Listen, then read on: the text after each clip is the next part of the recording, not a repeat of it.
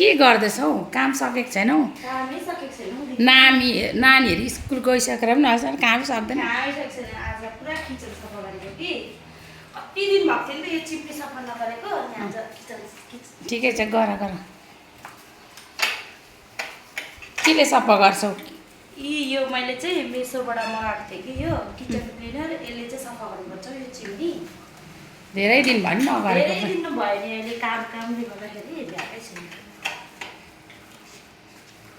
अब यसलाई चाहिँ मैले खोलेँ कि अन्त यो लगाएर चाहिँ एकछिन राखिदिएको छु। अन्त अब एकैछिन सफा भइहाल्छ।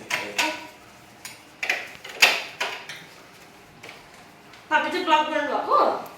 आज मलाई ब्लग बनाउनु पुरा लाज लाग्छ कि नभए त म कति बनाउँथेँ के हो तपाईँ पनि बनाउनु नि पूजाहरू गरेको राम्रो हुन्छ। लु गर तिम्रो काम फटाफट गर